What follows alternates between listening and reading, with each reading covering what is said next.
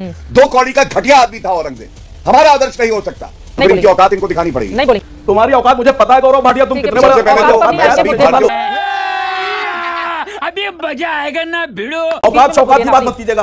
और गुरु तेग बहादुर जी और गुरु गोविंद सिंह जी और छत्रपति शिवाजी महाराज के पैरों की धूल नहीं है। अगर औरंगजेब राइफलमैन बनोगे जिसने भारत के लिए जान दी, सर आंखों पे बैठाएंगे।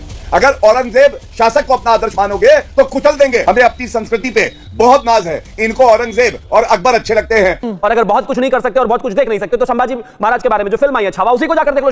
आप सभी का मेरे YouTube चैनल पर एक बार फिर स्वागत है। एक और मज़ेदार वीडियो आपके सामने प्रस्तुत करने जा रहा हूँ। आज की ये वीडियो काफ़ी शानदार और मज़ेदार होने वाली है। आपसे अनुरोध है कि वीडियो को अंत तक जरूर देखें। चैनल पर अगर आप नए हैं तो चैनल को सब्सक्राइब करें, बेल आइकन को दबाना ना भूलें ताकि आने वाली वीडियो का नोटिफिकेशन आपके पास सबसे पहले पहुँच सके। चलिए स्टार्ट करें मेन वीडियो।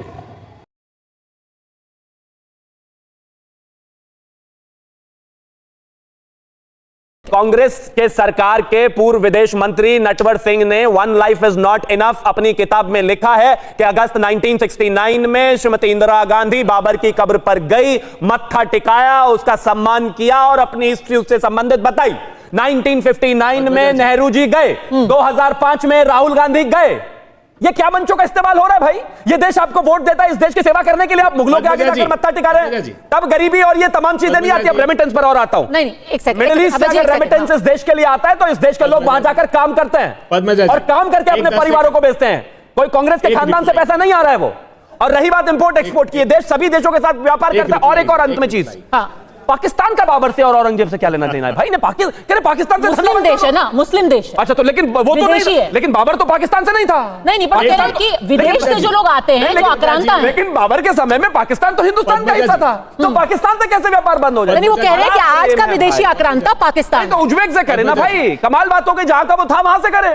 बाबर जहां से आया था वहां का करे ना। जय भवानी।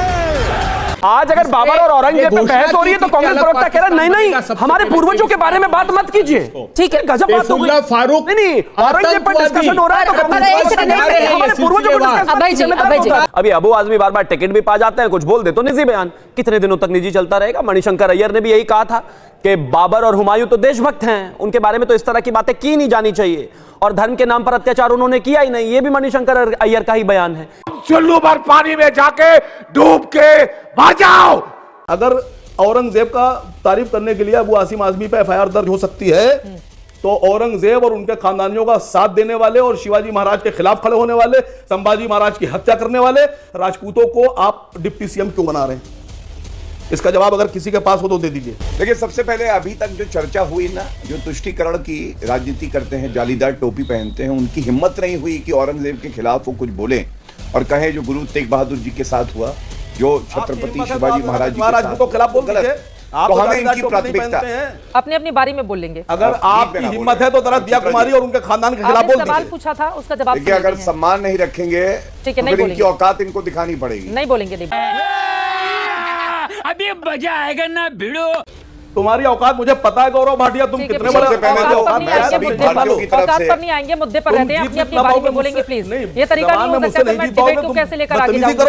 अपनी अपनी बारी में, अपनी अपनी बारी में अब शब्दों का इस्तेमाल नहीं करेंगे, मुद्दे पर बात करेंगे। मत ले जाइए आप, मुद्दे पर बात। औकात शौकात की बात मत कीजिएगा। वो आपके बीच में एक बार भी नहीं आए थे, प्लीज उनको बोलने दें। दिखाइए प्लीज सर।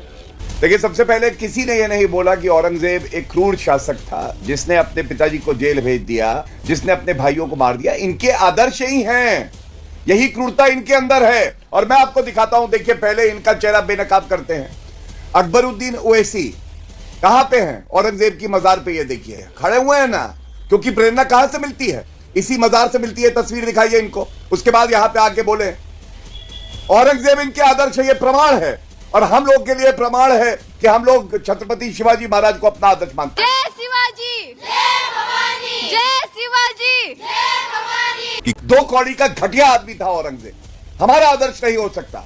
और गुरु तेग बहादुर जी और गुरु गोविंद सिंह जी और छत्रपति शिवाजी महाराज के पैरों की धूल नहीं है। अगर औरंगजेब राइफलमैन बनोगे जिसने भारत के लिए जान दी, सर आंखों पे बैठाएंगे।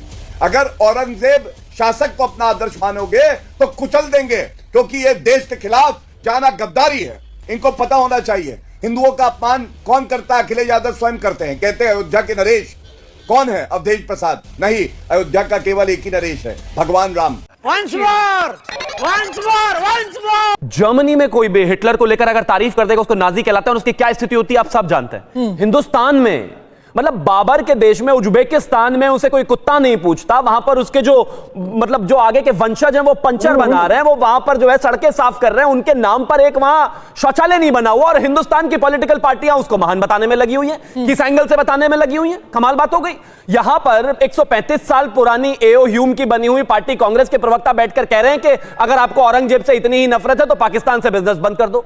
अरे कमाल बात हो गई। उसको उसके देश में कोई नहीं पूछ रहा, आप उसको अपने सर पर बिठाकर चल रहे हो। मैं मानता हूं बस एक ही बात है, इसको क्रिटिसाइज करना चाहिए, और देश में इस तरह के आक्रांताओं की तारीफ की कोई जगह नहीं है, आक्रांताओं की ही जगह नहीं है। मुझे यह समझ में नहीं आता कि हमारे देश में अगर किसी ने हमारी जनरेशन पर अत्याचार किया है तो उनको इतना लार्जर देन लाइफ दिखाने, बताने और बड़ा चढ़ाकर बताने में इन विपक्षियों को क्या आनंद आता है। और जहां तक बात है समाजवादी पार्टी की, 5 मिनट आपने उनको ग्रिल किया, उनसे 2 शब्द औरंगजेब के नाम से नहीं निकले, 2 शब्द। अभय दुबे से आपने पूछा, इधर उधर इधर उधर इधर उधर घूमते रहे। अरे सीधा बता दो भाई, कोई मुगल आपके रिश्तेदार हो, उनसे कोई आपका संबंध हो, लेकिन संबंध तो होगा ही भाई। 3-3 जनरेशन, अब अगर नेहरू जी और इंदिरा जी और राहुल जी अगर बाबर की मजार पर जा रहे हैं, कुछ तो होगा ही संबंध। खैर वो तो ये जाने। समझ रहे हो? समझ रहे हो? शिवम त्यागी, ये थोड़ा ज्यादा नहीं हो गया कि आप औरंगजेब का नाम लेकर के उनकी तुलना राहुल गांधी और ममता बनर्जी से कर देते हैं? उनको औरंगजेब से क्या लेना देना है? प्रेम है उनको, वो हमेशा इस तरह की बातें करते हैं, वो खास तौर पर इस तरह की चीजें करते हैं। अबू आजमी जो समाजवादी पार्टी के नेता हैं वो उनके अलाए नहीं है क्या? किसी ने कंडेम किया हो तो बताइए, किसी ने कुछ कहा हो तो बताइए, किसी ने इस बात को क्रिटिसाइज किया हो तो बताइए। कोई एक बयान अभी तक नहीं आया। अभी यहां पर अभय दुबे जी मेरे बाद बैठकर बोल देंगे कि नहीं हम इस बात से इत्तेफाक नहीं रखते, वो उनका निजी बयान है, लेकिन आपके अलाए है ना भाई। कहिए कि एक व्यक्ति यहां पर जो हत्यारा था, बलात्कारी था, अत्याचारी था, दुराचारी था, उस औरंगजेब का महिमा मंडन किया जा रहा है, उस मुगल का महिमा मंडन किया जा रहा है, और इनकी जबान से ली हुई है, कोई एक स्टेटमेंट नहीं आता।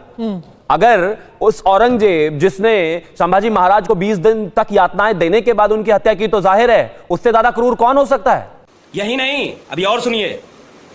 अगर 1606 में हमारे सिखों के 5वें गुरु अर्जन देव जी की हत्या की गई यातनाएं देकर, तो इनसे ज्यादा अत्याचारी कौन हो सकता है? और उस बात पर अगर कोई पार्टी इस देश में जबान सिल ले अपनी, तो वो कम से कम इस देश में मुगलों के साथी ही कहलाएंगे, उनके विरोधी तो नहीं कहलाए जा सकते। मैं मानता हूं कि इस तरह की बातें होनी नहीं चाहिए, और जो अबू आजमी ने कहा और जो इस तरह की तमाम चीजें हैं इस देश में पहले भी। और बाय द वे, ये तो एक और चीज है कि मुगलों की कब्र पर गांधी खानदान की 3 जनरेशन जा चुकी हैं, अलग अलग जगहों पर उसके रेफरेंसेस हैं, तो जाहिर है आज इनसे सवाल पूछा जाएगा और उनको उन्हीं से मैच करके देखा जाएगा। और एक और चीज मैं कहना चाहता हूं, ये बयान इस तरह के यदाकदा ना ही तो अबू आजमी के हैं, ना ही ममता बनर्जी की अकेली पार्टी से हैं, तमाम लोग इस बात को कहते आए हैं। मैं मानता हूं कि इस तरह की बातों का खास तौर पर बहुत बार ऐसा होता है कि लोगों को आदत नहीं होती किताबें पढ़ने की, और या फिर यूं कहिए कि उतनी ज्यादा अंडरस्टैंडिंग नहीं होती, लेकिन आजकल तो ऑडियो विजुअल का जमाना है, और अगर बहुत कुछ नहीं कर सकते और बहुत कुछ देख नहीं सकते, तो संभाजी महाराज के बारे में जो फिल्म आई है छावा, उसी को जाकर देख लो कि कैसे औरंगजेब ने क्रूरता की सारी हदें पार कर दी और छत्रपति संभाजी महाराज की जुबान और आंखें